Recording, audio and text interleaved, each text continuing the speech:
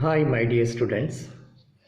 Today we are going to study the next chapter, that is ratio analysis or accounting ratios. And in the previous chapter we discussed about different tools for analyzing financial statements. In that time we said different tools. First tool was the common size statement, comparative statement, then ratio analysis, then analysis of cash flow statement. In that first two tools we already discussed, that is comparative statement and common size statement.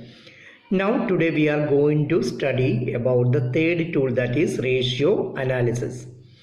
Before going to ratio analysis, first you want to know about the term ratio. We know that ratios, in small classes all we studied ratios. Ratios means we comparing two numbers with respect to each other. The relationship of two numbers, right? That is ratio. So ratios are comparison of two numbers with respect to each other. So whenever we are talking about ratio analysis, two numbers derived from the financial statement are compared to give us a more clear understanding of them. So when you analyze the financial statement, from the financial statement so many data we will get. From that, any two data when you take and compare, then we will get a more clear idea about the financial statements. So such way of analysis we will call the name ratio analysis. So ratio analysis is two numbers derived from the financial statements are compared to give us a more clear understanding about them. So ratio analysis becomes a vital tool for the financial analysis and financial management. So this is one of the major tool. Now in this chapter mainly we have to study about different types of ratios. So many varieties of ratios are there, so many different varieties of classification is there, but according to our syllabus we have to study about some of the functional classification of ratios.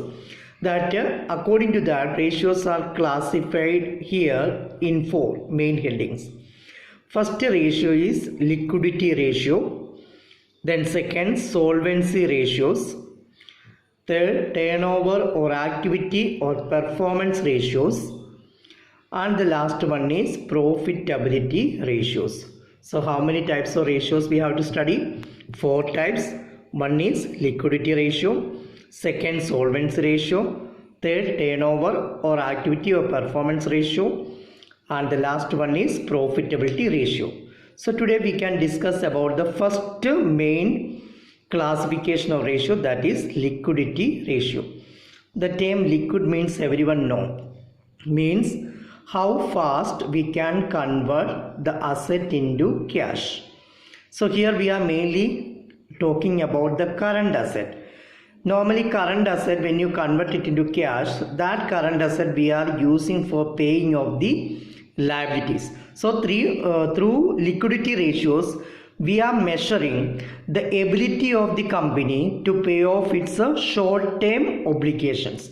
Short-term obligation means current liabilities. So company is in a position to pay back their current liabilities or not, that we are assessing through mainly which ratios? Liquidity ratios. In our syllabus, two main liquidity ratios are there. One is current ratio and second one is liquid ratio. So first current ratio. Current ratio have another name, working capital ratio. Some textbook it is misunderstanding, writing in wrong way. So current ratios another name is working capital ratio. So how to calculate current ratio is, current ratio saying about the relationship of current asset and current liabilities. That means ratio current asset divided by current liability. From this ratio we will understand how much current asset we have to pay off our current liabilities. So sufficient current asset we having to pay off current liabilities. So this is current asset divided by current liabilities. We know which are the current asset. We know which are the current liabilities. Current assets example, cash in hand, cash at bank, debtors, stock or inventory, bills receivable, prepaid expenses. These all are coming under current asset. Accrued incomes. Current liabilities we know, creditors, bills payable, bank overdraft, then any income received in advance, outstanding expenses. These all are current liabilities. So when you calculating current ratio, if you get normally ideal current ratio is 2:1. If current asset is double of current liability, that is the ideal current ratio. If you getting the answer more than 2, it will be better, but it will never go beyond a limit. Okay, so near to 2 or more than 2 is ideal for the organization, good for the organization. So always keep in mind these liquidity ratios we will always represent in is-to only. Okay, 2:1. If you are getting the answer 3, we will write 3:1. If you are getting the answer 1.5, we will write 1.5:1. Then second liquidity ratio is liquid ratio, or another name is quick ratio, or another name is acid test ratio. Its a formula is liquid asset or quick asset divided by current liability.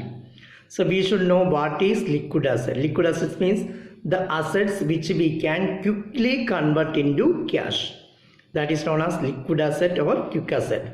So from the current asset, from the total current asset, when you minus inventory and prepaid expense, you will get a quick asset, because inventory and prepaid expense is not a quick asset. So from the total current asset, when you minus inventory means stock, and prepaid expense, you will get which asset?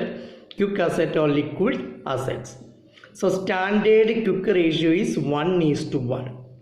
Okay, if you get the ratio 1 is less than 1, it is not good for the organization. So 1:1 is the ideal quick ratio. So if you from the current asset, if you avoid inventory and prepaid expense, you will get the quick assets. So this is the formula to calculate liquid ratio. Liquid asset divided by current liabilities. Meaning is how much quick asset we having to pay off our current liability. So this kind of liquidity ratios we are checking the short-term solvency. Short-term solvency means company or business is in a position to pay by current liability or not.